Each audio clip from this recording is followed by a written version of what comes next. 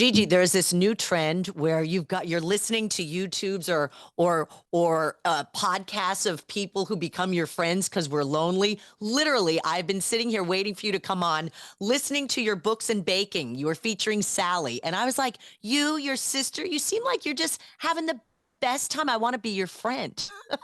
Thank you. Yeah, I've changed it. We've moved from books to baking to Let's Go Live as an outlet to meet other authors, because I feel like indie authors don't necessarily get the exposure that they deserve. And there's some really great authors out there. So I go live every Thursday at 7 and just meet people where they're at, in their homes, on their schedule, and you can dial in and listen. And it's so much fun. I love that idea. Grab a glass of wine, listen to you guys speak about how you write these incredible stories and the novel that you've got now. I mean, whoo, you are focused Yeah. on an issue that is a hot topic right now, violence. I mean, there's absolutely incredible. Would you tell us about this book and why you chose this subject matter? So the name of the book is Coyote, and it deals with trafficking. And as you Mm, know, Houston is the number one trafficked yes, ma'am. capital in the US, unfortunately. And there's a lot of women issues that I try to advance on my platform. I mean, as you know, we have built our careers on the backs of those pioneer women that have gone before us.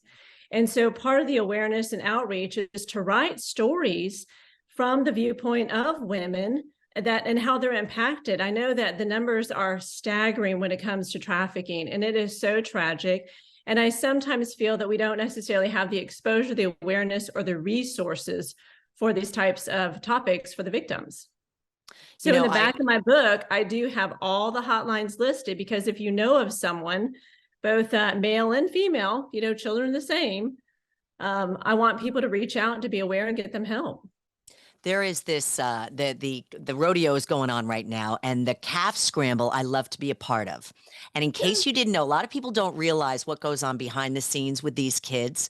There's a several hour long meeting. They have motivational speakers, and then there's the HPD posse.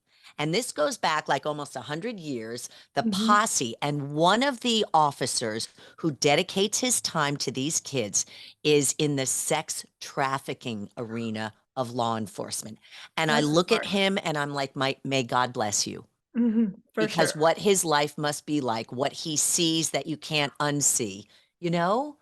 So It's the I mean, worst. did you had to do research? I mean, do you talk to victims? How did you come up with the words, the experiences, the topic in your novel? Just from reading the newspaper? What do you where do you get your information to make it lifelike?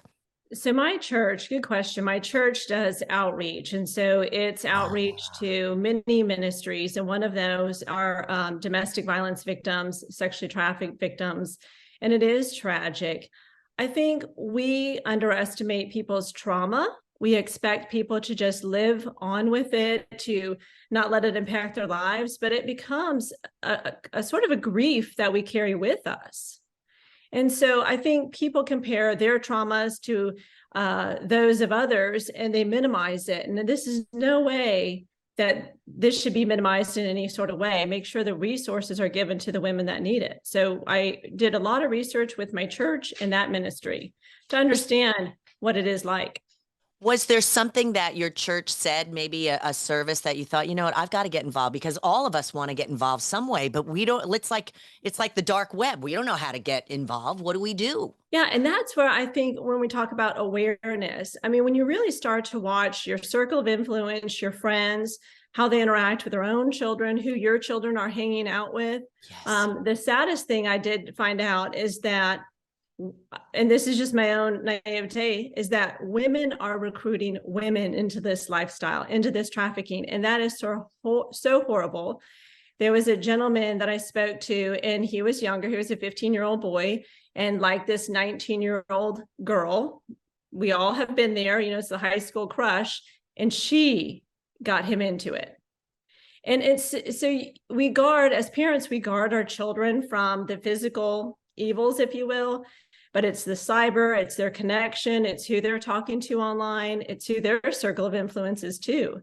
And to hear that teenagers are recruiting other teenagers is just deplorable. Okay, Gigi, how about this? There was an article in the paper that a teacher was grooming a 14-year-old student. Oh, She no. started out with sending, hey, you want to see this? And then just bombarded him with pictures. I mean, that's like a person I want to sit down and talk to that person and be like, what are you thinking? You're a teacher with a Trusted. 14-year-old. I've got Mhm. 4 boys. If anyone ever did that when my boys were young, and because that can ruin their lives. Yes, People don't yes. even realize it. They might think, oh, it's the coolest thing that the teacher's paying attention to me. No, it messes these kids up so badly. It does. And these are our trusted leaders, police Yes. officers, firemen, principals, teachers. We should hold them to a higher standard because they are the ones that are there to protect our children when we're at work, when we're not. Yeah. Yeah. I And t- I don't think I have a son and I have a daughter, and it follows gender lines. Like it can happen to men, or if a woman preys on a boy, it's kind of this old rite of passage, or you should be honored. And I'm like, no, there's no line. Yeah. I think that's something maybe the media made us believe was true. And then when you actually talk to these victims and talk to their parents, no, the guilt, I mean, it's messed up what it does. Now, you focused on this in Coyote. Have you done other books that kind of are a really heavy topic that you kind of use your skills to teach people? I do. So my next book is called Tomlin. It releases March 23rd, so just a couple weeks out. And that book deals with runaway and exploited children, Wow. and how she ran away from a situation where the mom was addicted to drugs and there was an abusive boyfriend, into being in with a truck driver. And so kind of getting into the women that, prostitution there too. So I do like to write about dark themes. I do like to write about strong female women, but also the challenges that we face as women. So that book is also very dark. There's content warnings on my website. I don't want anyone to be surprised. I don't want anyone to trigger their trauma either. I'm very respectful of that. And so I try to put it everywhere to let you know what you're getting into. Yeah, that's amazing, Gigi. You know, a lot of people love these crime podcasts. How about reading a book for a change and learn about what's going on right in our own backyards? And where can people find you? Where can we find your live, your podcast, your books? So my name, GiGi Meier, GiGiMeier.com. I'm on Instagram at GiGi Meier Media. I'm on TikTok, GiGi Meier Media, YouTube, GiGi Meier. So I try to be everywhere, promoting, supporting women, supporting other authors, because this is what I love. This is what I love to do, my new career. I love it so much. What advice would you give to budding women who want to be authors? It's a tough job. It is, but I truly believe that we are meant to follow our dreams. I mean, gosh, you don't want to get to the end of your life and die with your music inside. I think that's the challenging part, is to figure out what are we meant to do, but dive in, write, read, reach out to people, talk. I mean, that's the beautiful side of social media, is that we can connect with anyone, anywhere in the world. I have now writer friends in Germany and Singapore, London. It's wonderful. I'm So going to I use think, I'm or just going reach to say out to me. I'm going to use your quote. You don't want to die with, what did you say? You don't want to die with your music inside. Right. No, you I don't. love that. I love it. And think about it, Dana. So many of us put off our dreams. When I get married, when I get the house, when I have kids, when I get promoted, when I get that job. Sometimes the wins never come.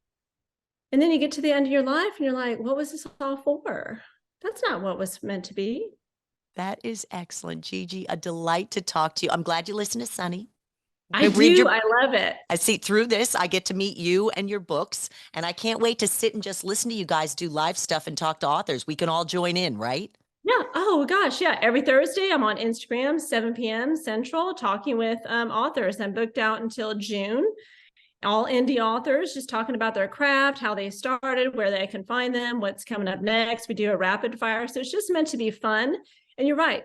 You don't have to get a babysitter. You don't have to get dolled up. You don't have to spend any money. You just bring your glass of wine and show up, That ask sounds questions, get awesome. involved. Awesome. And thank you for raising awareness to these dark, dark subjects that are happening all over. It's Yeah, just, it's horrible. It's as it's a so mom, sad. horrible. Gigi, I love listening to you. We're going to join you Thursday. And thank you so much for being on my podcast. Oh my gosh, thank you for having me. And tell your sister I said, hey, I sure will. She would already called this morning. She's like, "Do you have it ready? Do you have it set up? Tell her I I said love it. hi. Tell her I'm the biggest fan." I'm like, "Okay, okay, She okay." is adorable. You both are adorable. I love it. Thank you again. Thank you.